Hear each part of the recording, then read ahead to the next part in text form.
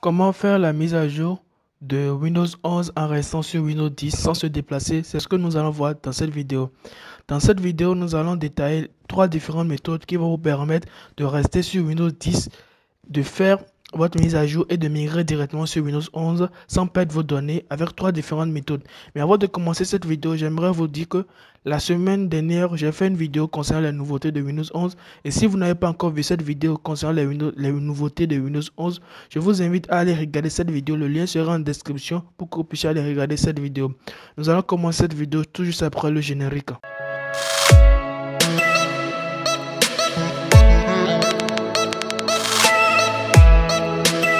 Salut la famille des Rukima, comment vous allez? J'espère que ça va de votre côté. De mon côté, ça va.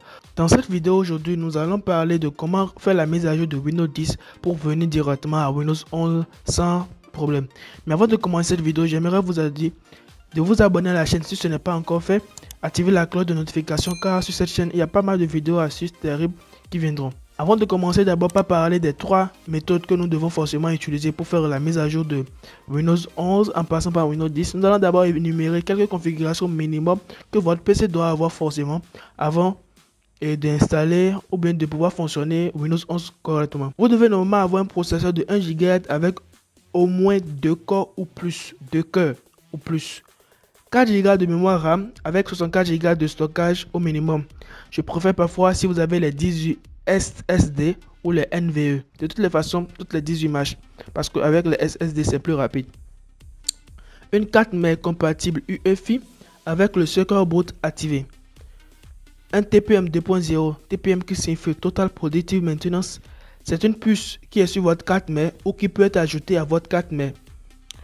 Le TPM est vraiment très important pour l'installation de Windows 11. Mais très souvent, certains PC n'ont pas. Alors, je vais faire une vidéo tout juste après cette vidéo, la vidéo qui viendra, qui va nous permettre d'installer sur les ordinateurs qui n'ont pas de TPM. Ça va forcer l'installation et le TPM va marcher sur ces ordinateurs-là. Vous avez besoin d'une carte graphique compatible avec DirectX 12 et un écran avec une définition minimum de 720p et faisant un minimum 9 pouces de diagonale. Ensuite, si votre ordinateur doit être une version mise à jour de Windows 10, c'est-à-dire la version Windows 10 21H1 ou la version 20H2. Si vous n'avez pas cette version de Windows 10 installée sur votre ordinateur, alors la mise à jour de qualité de Windows 10 à Windows 11 serait vraiment une vraie catastrophe. Donc, j'ai fait deux vidéos concernant Windows 10 20H2 et Windows 10 21H1. Vous pouvez aller regarder cette vidéo. C'est vrai, tout ce que je viens de raconter, tout ça est mémoire graphique, tout exactement, tout le monde n'aurait pas dû comprendre tout ce que cela signifie. Alors, Microsoft a développé un petit logiciel qui va vous permettre de vérifier si votre PC est capable d'installer Windows 10. Et lui, ce logiciel fait l'analyse totale et quand votre PC est capable, il vous dit oui, votre PC est capable. Sinon, votre PC n'est pas capable et vous soulève le problème.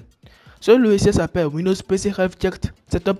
Vous aurez le lien en description pour aller télécharger ce logiciel.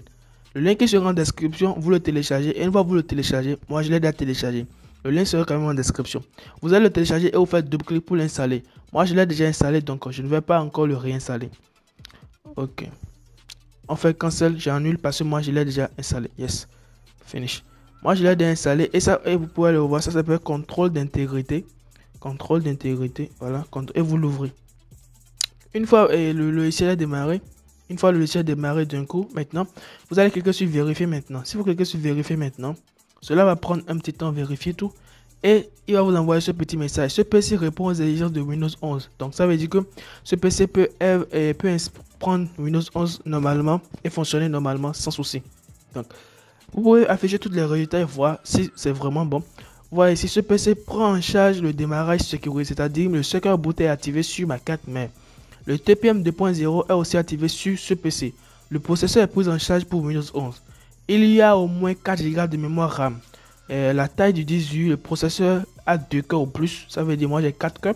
La vitesse de l'horloge est de 1 GHz ou plus. Moi j'ai 2 Go.1. Donc toutes les caractéristiques demandées normalement pour pouvoir installer Windows 11 sur mon PC est normal. Donc je peux forcément installer Windows 11 sans avoir de problème. Donc ok, je peux fermer maintenant. Donc, si vous vérifiez tout, vous avez tout est normal, alors vous pouvez continuer la vidéo. Mais si tout n'est pas normal, vous voyez que donc c'est le TPM 2.0 qui manque. Alors, la vidéo qui va venir vendredi va vous permettre d'installer cela sur votre PC qui manque de TPM 2.0 parce que le TPM 2.0 est l'élément vraiment indispensable pour le PC, pour un PC. J'en ferai une vidéo. La première méthode, comment installer Windows 11 sur son PC pour passer d'une mise à jour à une autre mise à jour.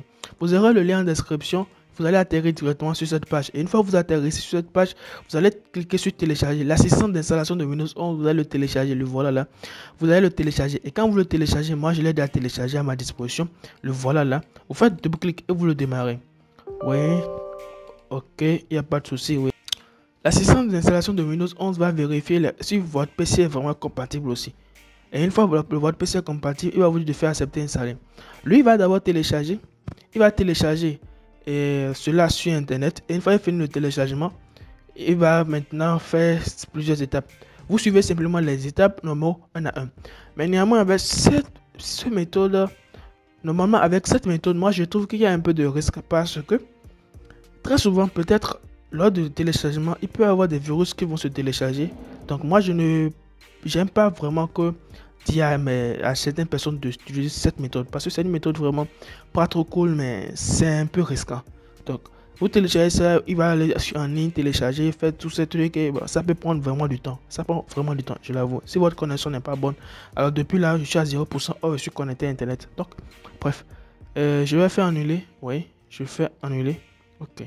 La seconde méthode maintenant que nous allons voir, c'est de télécharger un support d'installation de Windows 11. Création d'un support d'installation de Windows 11. Vous allez cliquer sur télécharger. Et quand vous cliquez sur télécharger, ici aussi c'est la même chose. Quand vous allez le télécharger, vous allez le démarrer. Il va vous dire de brancher une clé USB. Et cette clé USB que vous allez brancher va vous permettre encore de télécharger aussi la version ISO et de le booter directement sur la clé USB. Comme d'habitude, si il y a des virus, il va vous télécharger ces virus et vous installez ces virus dans l'ordinateur. Donc pour éviter le téléchargement, évitez très souvent de télécharger les trucs directement sur internet, surtout dans les logiciels qui se disent qu'ils vont télécharger sur internet et venir s'augmenter à votre PC. Faites très attention. Il y a des malwares, des trucs là qui peuvent introduire votre PC. Donc faites très attention. Alors la seule méthode, si certains ils sont très doués dans ce domaine, alors ils peuvent utiliser cette méthode. Je ne dis pas que cette méthode n'est pas bonne, mais cette méthode est bonne pour ceux qui se maîtrisent dans le domaine de l'informatique. Mais néanmoins, s'il y a des novices débutants dans Windows ordinateur, alors utilisez la dernière méthode. Ok. La dernière méthode à ce niveau, c'est de télécharger l'ISO de Windows 11. On va télécharger l'ISO en question lui-même comme ça. Comment ça se passe? Vous cliquez sur sélection de téléchargement, vous sélectionnez Windows 11 ici. Vous allez cliquer sur télécharger. Il va maintenant vous demander de sélectionner la langue de votre produit. Je parle le français, alors je prends le français. Vous faites confirmer. Ensuite, il va vous demander maintenant de vérifier et de cliquer sur votre version. Ça met 64 bits forcément. Vous cliquez sur 64 bits. Quand je vais cliquer, il va me démarrer le téléchargement. Et cela pèse 5 Go.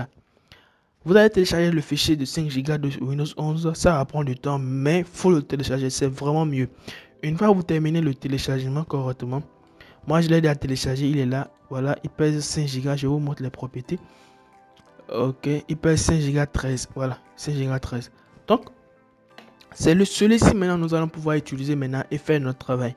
Et vous allez maintenant le monter parce que c'est en ISO. Vous allez le monter sur votre explorateur Windows. Voilà. Vous allez le monter sur votre explorateur Windows et vous allez démarrer maintenant le setup qui se retrouve à l'intérieur. Une fois que vous démarrez le setup qui se retrouve à l'intérieur maintenant, il va maintenant prendre le temps. Et ça prend vraiment du temps. Donc vous allez vraiment patienter. Après la préparation, il vous dit vous voulez installer Windows 11. Bon. Ok, vous allez cliquer sur suivant. Voilà, suivant. Il va maintenant rechercher s'il y a des mises à jour. Il vérifie si votre PC a cette dernière mise à jour. Windows 10 a cette vraiment dernière mise à jour installée. Il vérifie si tout est vraiment cool.